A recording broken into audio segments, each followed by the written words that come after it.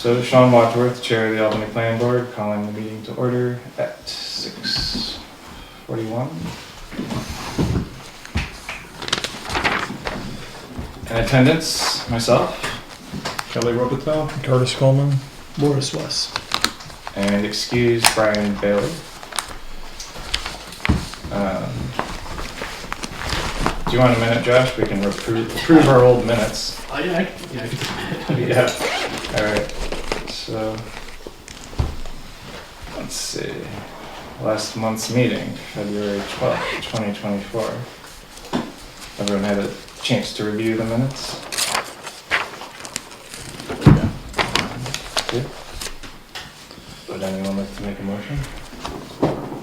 I'll make a motion to approve them as written. Thank you. I'll second. Further discussion? Hearing none. All those in favor of approving the minutes of February 12th? Say aye. Aye. Unanimous?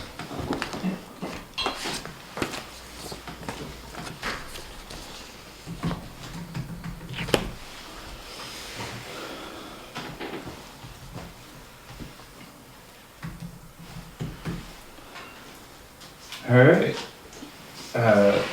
So the latest and greatest on the agenda is Josh McAllister representing Habitat for Humanity. Yes. With a proposed subdivision. Correct. Yes.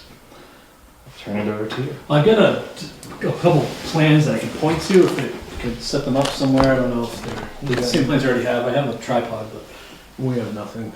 That's all right. Use a chair if you want, we sit up on the chair. Yeah, the chair's right. I think we can all see those. yeah, we start here.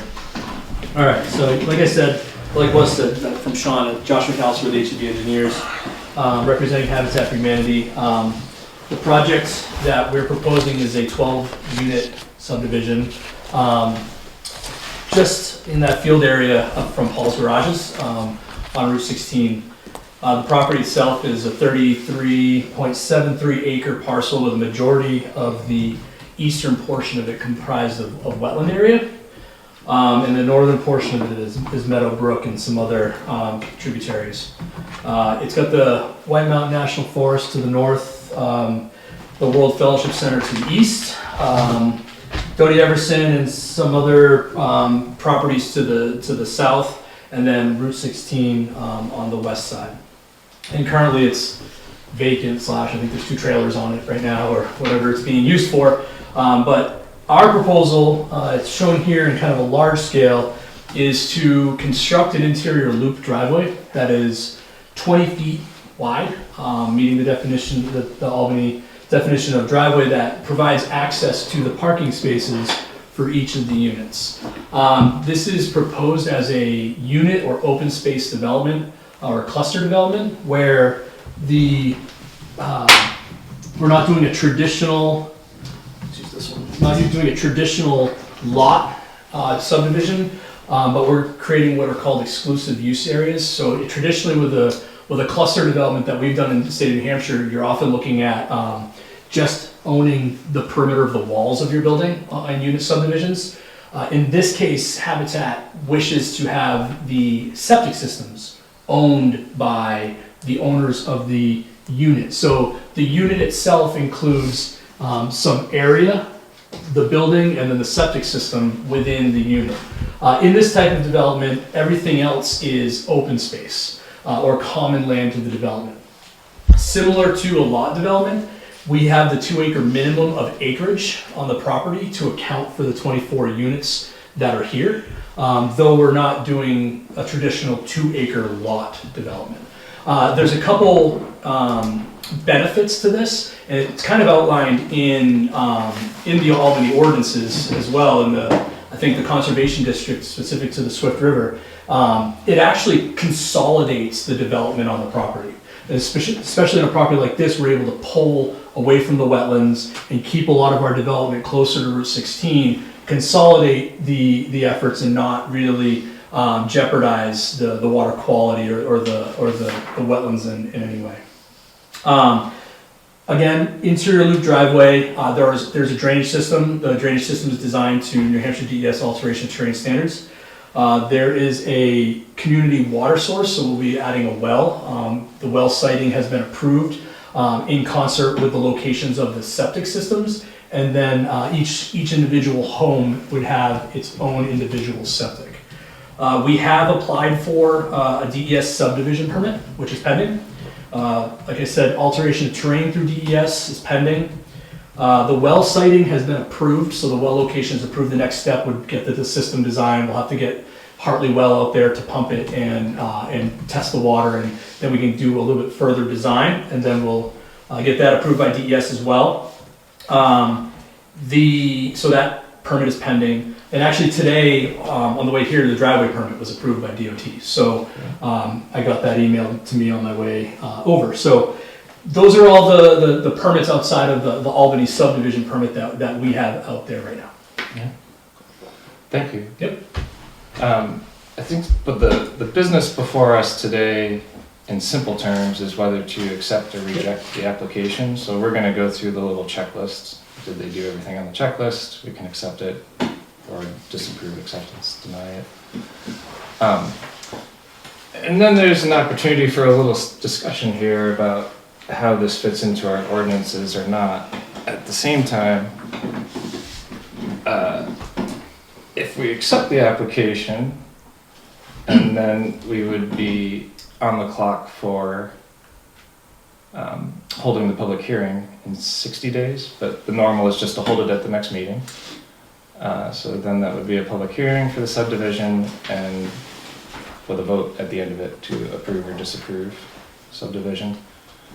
If it's approved, they continue on. If it's disapproved, it goes, well, it's just disapproved, and then the client can appeal to ZBA, should they so choose. I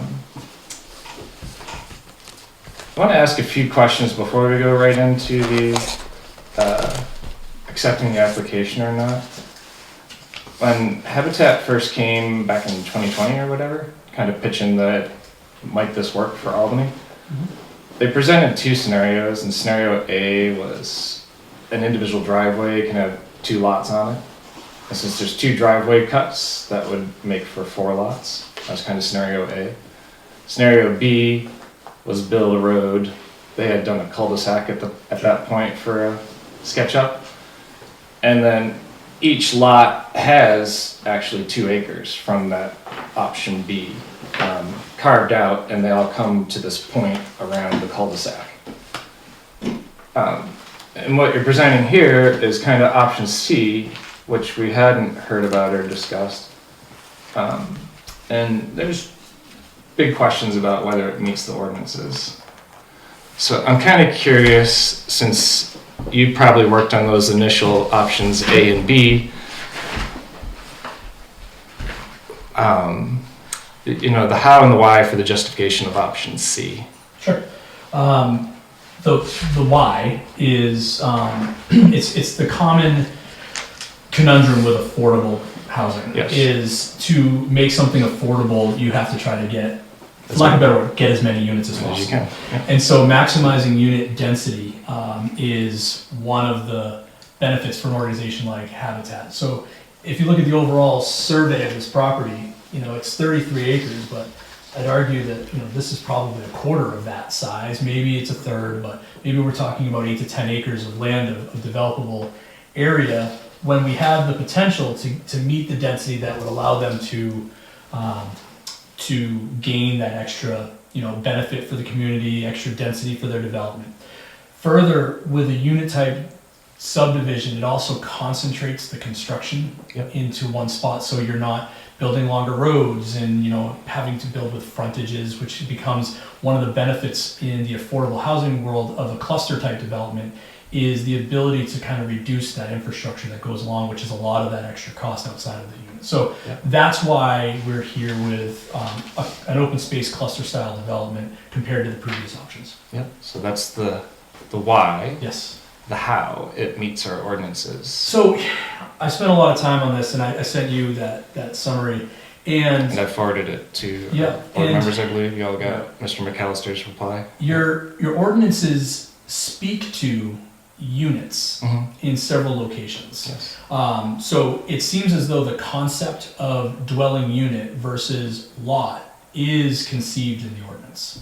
So it doesn't specifically say that you don't have a cluster development, or actually outside of the conservation district where there is an actual open space cluster development ordinance. Yes. Outside of that, there's wording all in the ordinances that sort of reference to that style of development without saying that style of development is. And I've worked in other communities until recently who have approved the cluster style development. It's approvable by the state of New Hampshire without having ordinances specifically outlined too. Conway now has one. I think last year, the year before, they implemented a cluster style development, but we've been doing sort of unit development all the way through for the 20 years that I've been working there.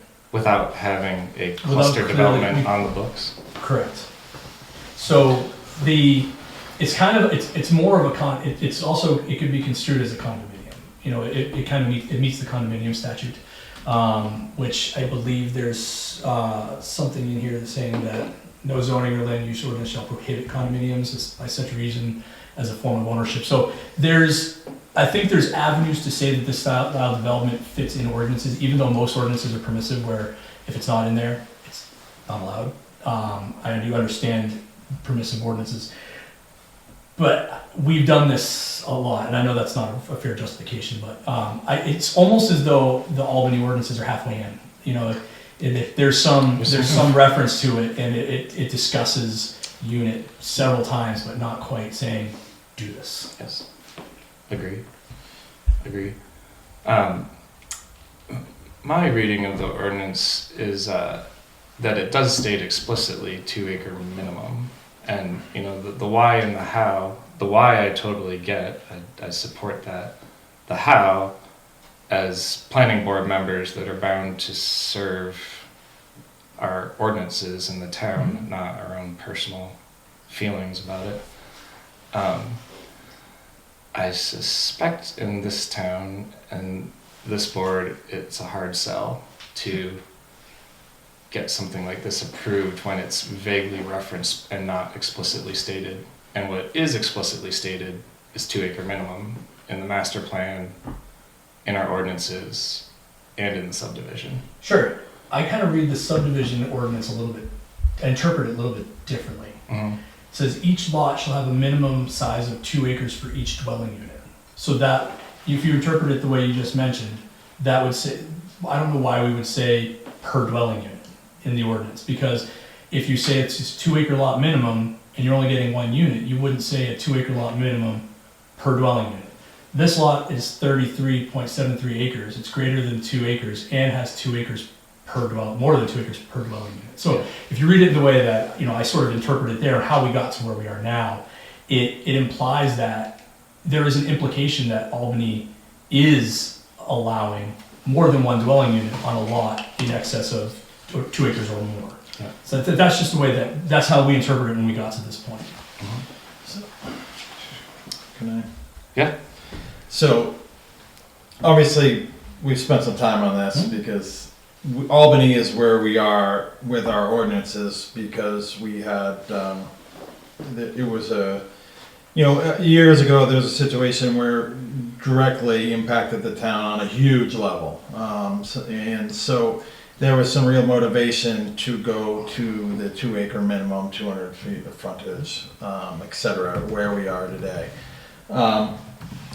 So reading down through this, and I spent quite a bit of time on this today because this is obviously going to be a very watched thing within this town because this is a very sensitive issue. So just because, you know, a town the size of this, everything that happens affects people directly very quickly, right?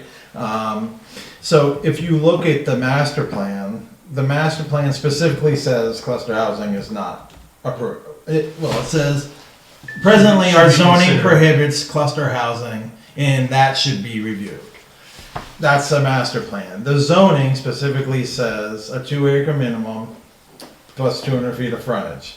The subdivision plan approval process, and I agree, the wording creates, the wording is, you can read that sentence as you can have on the first lot 2 units, and then every other lot, every other unit you do has to be 2 acres. So theoretically, that can buy you another lot, but that's either that's a typo or it's a problem. So that has a gray area there, right? So if there is gray area, just at my the 10,000 foot view of it, but specifically in 2 other places, it says that it's not allowed. So that puts this board in trouble, Sure. right? I mean, in a tough spot, because if it's clear as day says it's not allowed, and then there's a little bit of, well, maybe, but it's not clear at best, then, hence we kind of fall, I would think you would fall back on where it's really clear. And then when you even go farther, you go back into the master plan review. And I think that's why originally when we talked with Habitat for Humanity, there was never talk of this. So it's kind of, when I first got this plan, it was surprising to me. Sure. Because they had been in and they'd done what they should do, is come in and kind of feel out what it is. I get the lot stuff. I used to cut Christmas trees on that back lot for years. I mean, it's a very wet lot and all that. So I get all the economics behind it. But as this board, it's, to me, just personally, it's very hard for me to deviate what's right in front of me on this zoning. And then even if I had any question on that, the master plan kind of talks about it too. So, I mean, we can go through the checklist, but my only concern in going through the checklist is, if it doesn't meet our zoning, is the checklist a waste of your time, or, and so that I don't know. So that's a municipal law thing. So. This is kind of up to you at this point, if you want to proceed. So you can pitch any proposal you want, and if you meet all the requirements of the checklist, we have to accept the proposal. Right. And then we have to have a public hearing, and that's where the actual vote happens. And I think maybe you can hear where things are going to end up. So not to waste anyone's time, well, and not everyone has spoken, but time and money. So Can I ask you a question? sure. So your checklist items, Yeah. and in my experience with most communities, are if the project meets the zoning requirements, then we would be eligible to apply for planning board activity. Mm-hmm. So, in other communities, if you apply for it, they say you don't meet our zoning, we can't even accept this application as complete, which, just speaking as we go here. So it seems to me as though there's a question for this board as to whether or not this would meet your zoning definitions. So Agreed. density is a zoning question. And Curtis outlined it perfectly. I sent you a lot of gray area too. Yeah. Like this, Yeah. there's a lot of stuff that kind of references, but it doesn't just say you can do this. Right. So it seems to me that the normal the course of action for this would be to maybe get an opinion by the zoning board prior to this group hearing it. I've never heard of that approach. I mean, technically, we have 30 days to review if the application is Correct. it passes a Yep. checklist.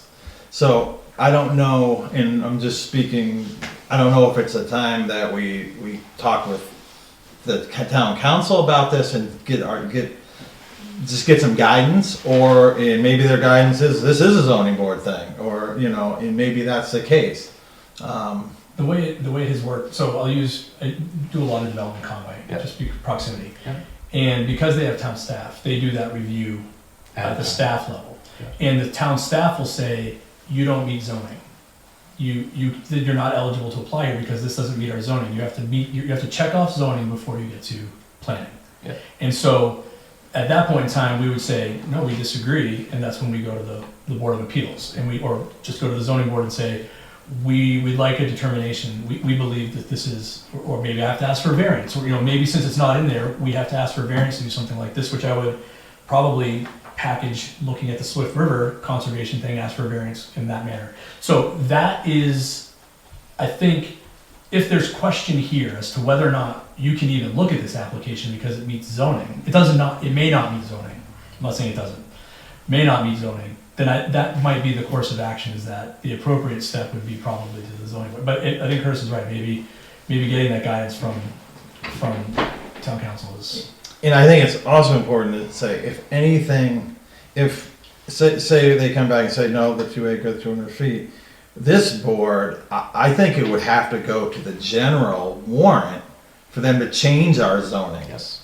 You know, so, Or, which that would be at a town meeting, which is a year unless the from now. zoning board grants a variance from your regulations. And Okay. then what that would say is that if the zoning board granted a variance, Yeah. it would say, say we apply for this, they would say that this project with 2 acres per unit on 37 acres is approved from a zoning standpoint because of the variance. And then that would put us here.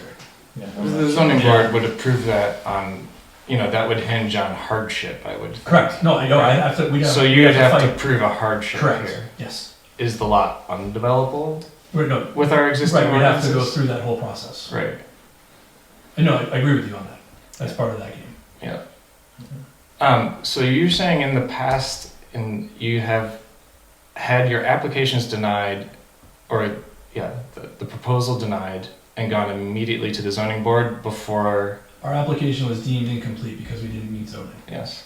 And I think that's probably the course of action that you're leaning, just based on. I just think that's the biggest, I think for this project to go forward or not, or go forward in some manner, we want to make sure it's done 100% right, because there's a lot of people that have concerns or thoughts or on this project, so. Yes. I just want to make it right for Habitat for Humanity, for HEB, for everybody, that we don't make a mistake on day one when we can just get some clarification. And I don't think 30 days is going to make or break. The town of Albany works pretty quickly within approval processes. You're not the town of Conway, that's for sure. So, I mean, I think for this board's sake, if the chair agrees, maybe that would give us some help. I don't know. If we don't approve tonight, it goes to zoning board. The zoning board says, okay, we can do a variance, and that's it. I think we need guidance. Wouldn't it have to go to we'd have to have a public hearing There would be a public hearing We on both would. ends. on both ends? There would be a zoning too? board public Okay, hearing. 'cause the zoning board And doesn't if the have zoning the- board grants that variance, then I'd come back here with the exact same application. You would review it, except there would no longer be a question as to whether it's allowed by zoning, because the variance would. It still Make goes that to the happen. people to It decide. would have to go twice. If we have to go to zoning board, we'd have to go to 2 public hearings. Okay. The zoning board public hearing, And then the planning board public Then the hearing. planning- So I would want clarity on that. So if we would, I would want clarity that the zoning board can change the actual zoning regulation in that aspect. 'Cause that's a major change that was voted on by the town. Yep. And I would have to prove, whoever, would have to prove hardship. Yeah. And if I can't bring this to the table and say that this property is special and in some way there's a hardship here, then that might be an uphill battle anyway. But that's what the variance process is with the zoning board, is to say, this is in opposition of our regulations. However, there is some hardship here that prevents the justifiable use of the property. But that would be an argument that would have to be presented and heard by the zoning board. Now, when you laid that out, you could never, the 2 acre minimum, you couldn't get You it get like 4 for. units. I thought you had 6. It's, once since that proposal, we actually delineated the wetland limits. And that's the problem. And that's the problem. The wetlands it's really encompassing. And one of the issues that we have from a design standpoint is that it drops off pretty significantly when you get back to the wet. So the water table's high, so we have to pitch all the drainage back towards the road to meet DES treatment guidelines. So it just creates, it's just there's a lot of infrastructure associated with this, this development to make it work. So would that be considered an association It would be, yes. with their own bylaws? They have bylaws, covenants, restrictions, and all of that included, and a board, Yeah, ultimately. all controlled by the homeowners. all controlled by the homeowners. It'd be controlled by Habitat until more than 50% of it is owned by Okay. the homeowners. So what I'm gonna pull up is our subdivision regulations and just read it from the top. I wasn't aware that we could deny an application based on not meeting ordinance. I thought if all the checklist items met, you have to accept it. So I think we should just read through this and see.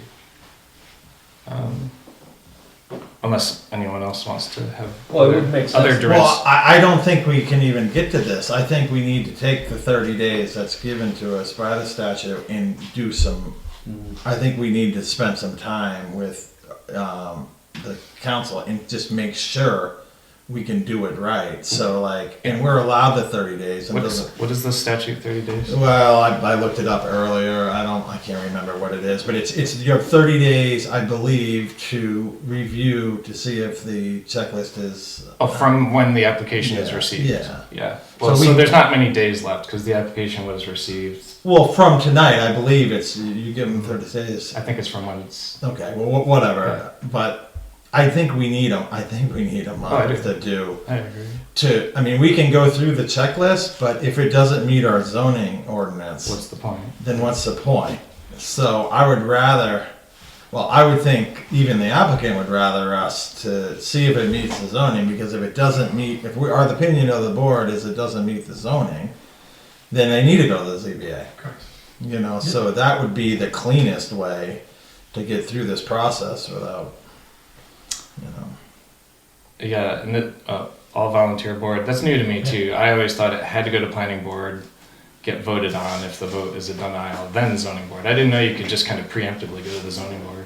No, I think what it is in the communities that I work in, it's there's a determination as to whether or not a project meets It's zoning, ordinances. and that's the baseline to start an application. Is it has to meet zoning before you can even do a planning application. And if there's a question as to whether or not this meets zoning, which is definitely the case, then I mean, there's almost an avenue for the board to say we can't accept this application Mhm. because we don't believe it meets zoning, which then would allow us to appeal it to the zoning board or just go to the zoning board. That's the decision process that could So, happen. like I've run into in the past is you go to a planning board and let's say you have an 80-foot tall silo. Yeah. Okay, the first thing they will say, that doesn't meet our zoning. You need to go to the zoning board and then come back to us. Mm-hmm. Yeah. And that's one that happens all the That time. happens. That's a lot. Yeah, that happens all the time Okay. because of fire safety and whatnot, things like Yeah. that. And then I will go and be like, well, it's steel, it's not going to burn, blah blah blah, and then they give you the variance sometimes. Sometimes they don't. But that's one situation like that, and that's so That makes sense. you know. I just haven't experienced it. And I've become with what Curtis was proposing. We're comfortable with getting answers, allowing the group here to have the opportunity to get answers, Yeah. and then come back and discuss it again. And Sure. then if at that point in time it says you have to have the zoning prior, then maybe we have to withdraw our application, or you have to make the determination that it's not complete because of that, and then we have to go to zoning. I appreciate that. Would it be something that would have to come back to a meeting, or it's something we could just email and say, this, it doesn't meet our zoning, please get on the ZBA. I mean, to bring them back to tell them it doesn't meet zoning, Yeah. seems a little. Yeah. I'm comfortable. Yeah. Notify you. Yeah, it seems a little. Yeah. It just seems like a big waste of time. Email. I think we can decide it tonight and make that statement in the minutes. Yeah, Yeah, as far as once we come up with a conclusion, if it meets zoning or not, we can notify by email and whatnot, as far as the next move that the applicant needs. Yes. we're good. That's it. Yeah. I just want to read through our subdivision regulations because, again, it's new to me. To make sure that this is, because every town has their own little version of wording, right? And I don't want to say, well, we're going to deny it because it doesn't meet zoning, when in fact our ordinances don't even give us the permission to do that. So let's see if we have the permission to do that from our citizens. There's the part 2 of the design standards. In design standards? So Is this on, it's page 16. not on subdivision In the regulations? subdivision ordinance. subdivision regulations. Yeah. The first one that you and I discussed earlier said each lot shall have a minimum size of 2 acres for each dwelling unit that may be located thereon, or such greater lot size as required by soil topography conditions. The second bullet that I sent, the lot size for all apartment houses, condominiums, cluster housing, or one or more buildings having multi-dwelling units shall require 2 acres for the first first 2 units, and there are 2 acres for each additional unit. And it's like that, it's that gray area where the ordinance specifically references cluster housing in lot size, in the design standards, but nowhere else. Well, line 1 specifically says the Lot minimum lot size. size of 2 acres, then line 2. So you can read that like, okay, you get 2 units for the first 2 acres, Mhm. and then a unit after that for each additional 2 acres. Right, So, which is what But- we provided well, without lot line. it's what you provided.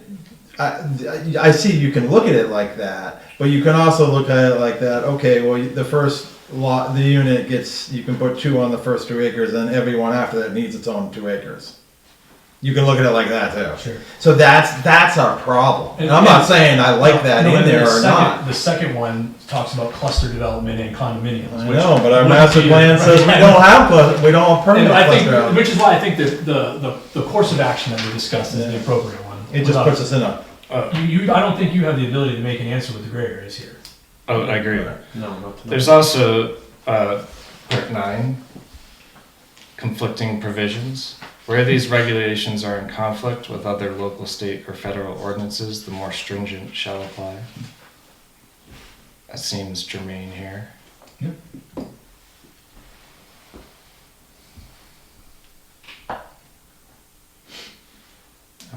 The towns are always more stringent. Yeah. I just want to read at the top if it had. Okay.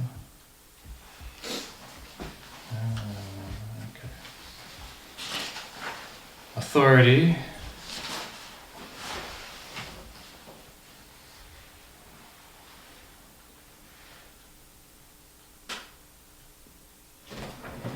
Residential subdivision. Definitions. Completed application form. The application form and supporting documents as specified in these regulations that contain all the information the planning board needs to review a subdivision proposal and make an informed decision. All fees and administrative expenses as indicated must be included. Blah, blah, blah. Dwelling unit. A structure which provides one or more rooms arranged for the use of one or more individuals living as a single housing unit. Cooking, living, sanitary, and sleeping facilities. Duplex, a structure that houses 2 separate dwelling units. Multifamily, a structure that houses 3 to 6 separate dwelling units. Lot. Yeah. Alright, definitions. Subdivision.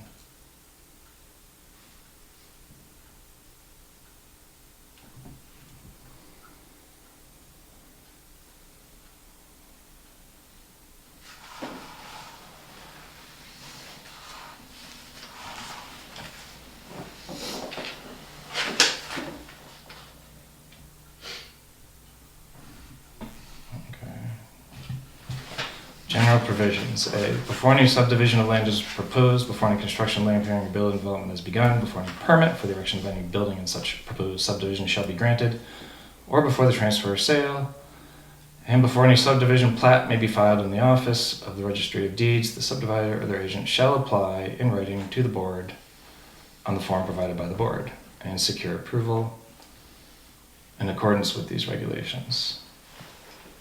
Land of such character, B, land of such character that it cannot be safely used for building purposes because of danger to health, or peril from fire, flood, or other hazard shall not be platted for residential occupancy, nor for any other use which would tend to increase the danger to health, life, or property, or aggravate the flood hazard, until, in the opinion of the board, appropriate measures have been taken by the subdivider to eliminate such hazards or reduce them from reasonable risks. Land subject to periodic flooding, or to poor drainage or to other hazardous conditions shall not ordinarily be subdivided. Land with unsuitable soil or inadequate capacity for individual sanitary sewage disposal system shall not be subdivided unless connected to a common sewer system. Regard for natural features. Erosion and sediment control plan.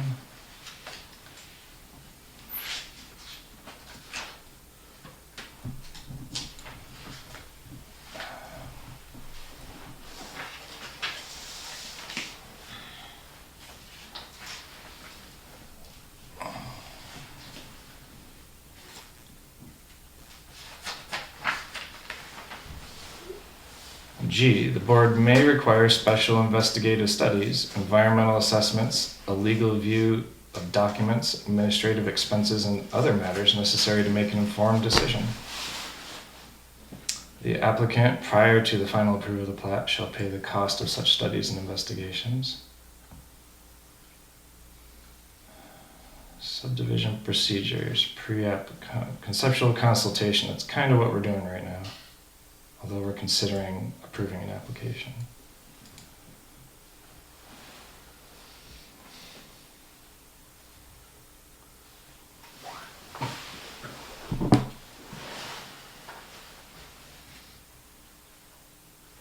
It's not what we're doing.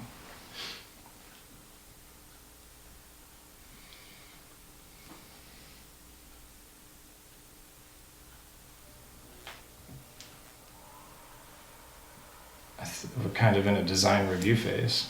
Yes. Design review phase. A. Prior to submission of an application for board action, an applicant may request to meet with the board or its designee for a non-binding discussion beyond the conceptual and general, involving more specific design and engineering details of the potential application. We're not in design review phase. The design review phase must proceed only after identification and notice to abutters and general public. We are not in design review phase. We are merely deciding to accept or not accept this application. So I think we need to take the 30 days and get some clarity and then give, I agree, and I appreciate Yeah. Mr. McAllister being willing to do that. I just wanted to find in our ordinances where it says we can deny it because we think it doesn't meet our ordinances. I don't want to get ourselves in a bind just by denying it, denying the application. I don't think we're denying anything. I think we're asking for the 30 days to be able to review it. So, you know. We're just asking for 30 days. Yeah, and I Yes, read that and statute today, so have you reviewed? Yeah, I mean, we're comfortable. We're comfortable with Yeah. whatever. Okay, it because takes it on. is, the This statute will does save say, time, trust me. yes, I agree. The statute does say 30 days from when the application is received, So- which we only have like 7 more days. So It's when not do you want technically to- 30 let's- days. When do you want to start the clock? If you're willing to If you're start the clock comfortable with tonight, We're willing to start the clock tonight. Can I request a continuance?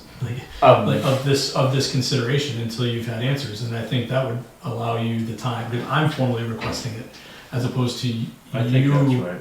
as opposed to you having to be statutorily moving forward on a timeline. love it. If I say, is it possible to get 30 days to review this, and request a continuance to the next meeting? And if we have, in the meantime, let's share your answers so we know what the course of action is, and if it's not appropriate for us to come to the next meeting because we have to do something else prior to getting there, then we'll request a continuance at that point in time to move that until we've met the other things. I think that will work, and since I'm requesting it, I don't think we're hitting the statutory clocks. Sounds good to me. I think. I It sounds good. Yeah. It does.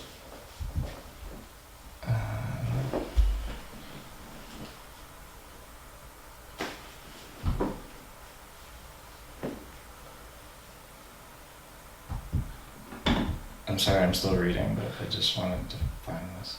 Okay, I'm gonna stop reading. So, I'm gonna write in our minutes here.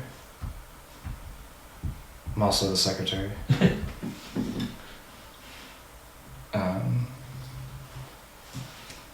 That Mr. McAllister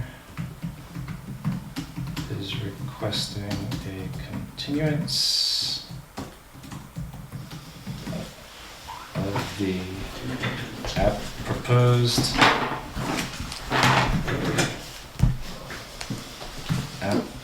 conservation review.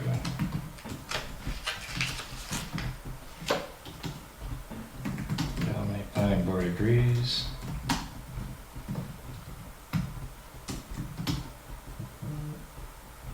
To either accept or reject the application 30 days from today.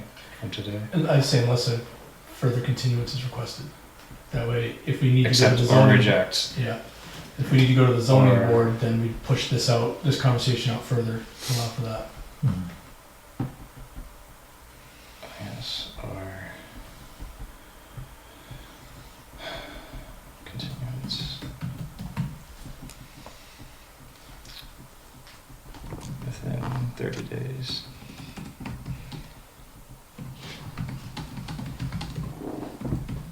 Okay, so we're not voting on anything.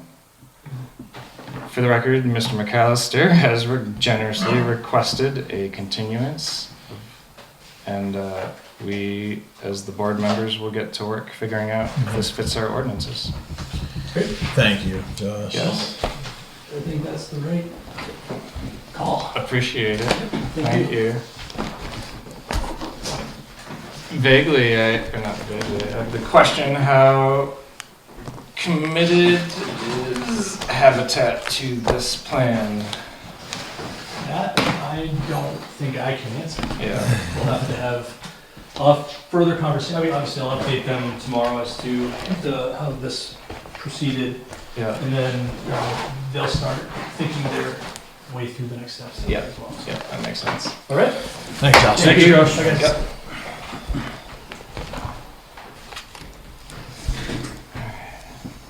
Thank you, thank you, thank you.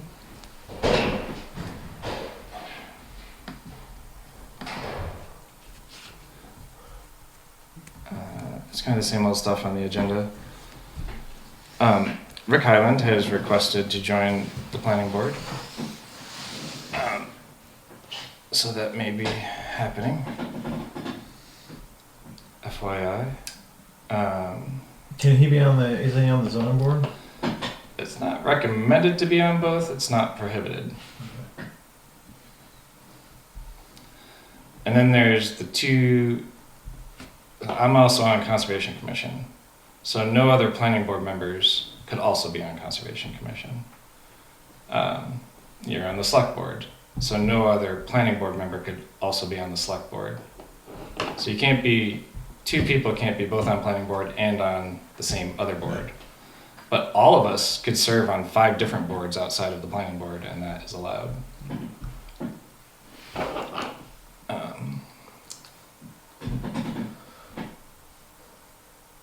And then there was this thought of, and Kelly, this is a little bit for you as the select board, this project or any project may require money for legal and engineering review. I think it'd be a good time to bring it up on the floor. We have some in our budget, but probably not enough for something of this scope. Bring it up on the floor.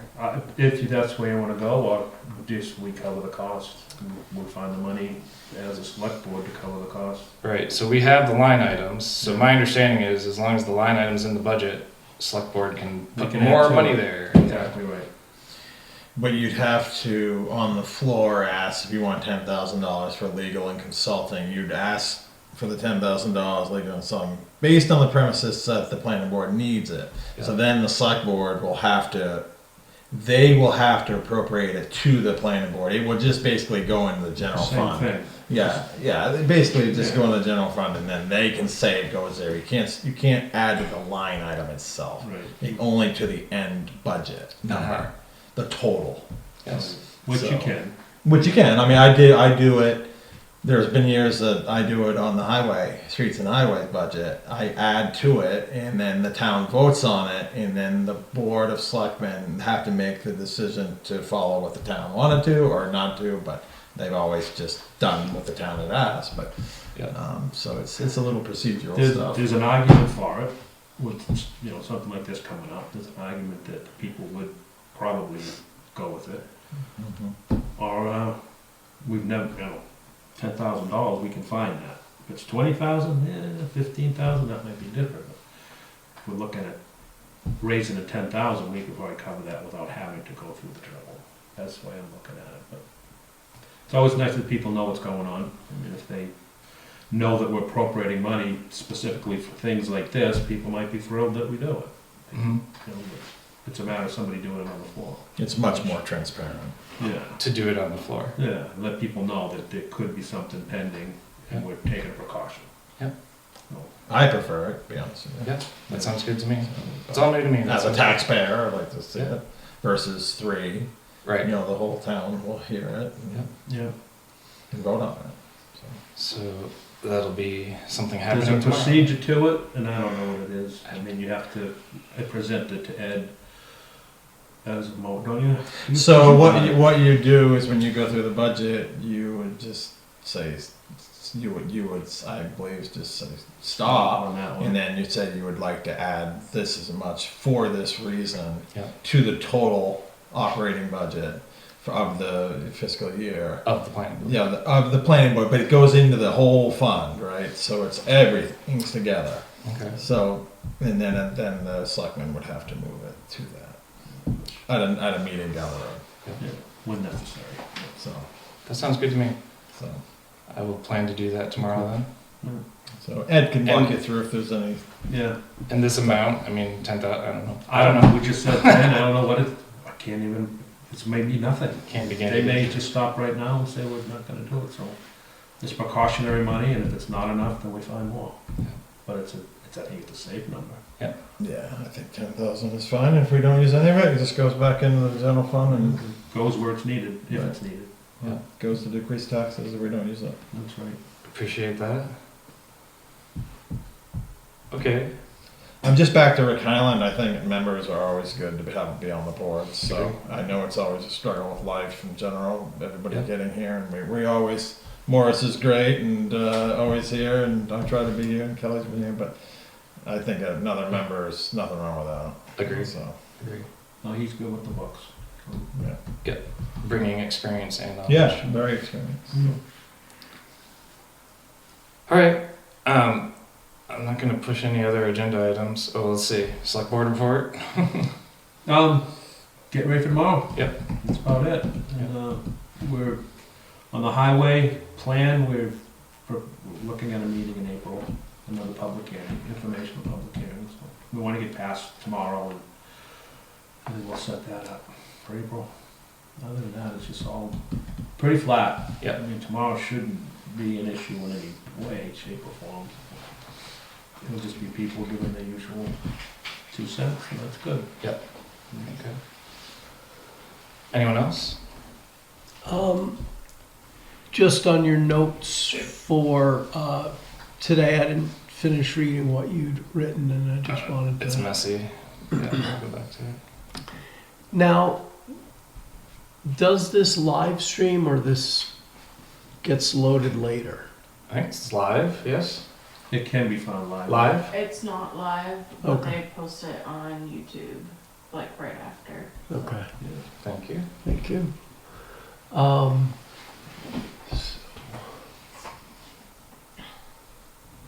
Maybe I can make it bigger. Sorry. No, that's fine. I can read it. It's not very well written, but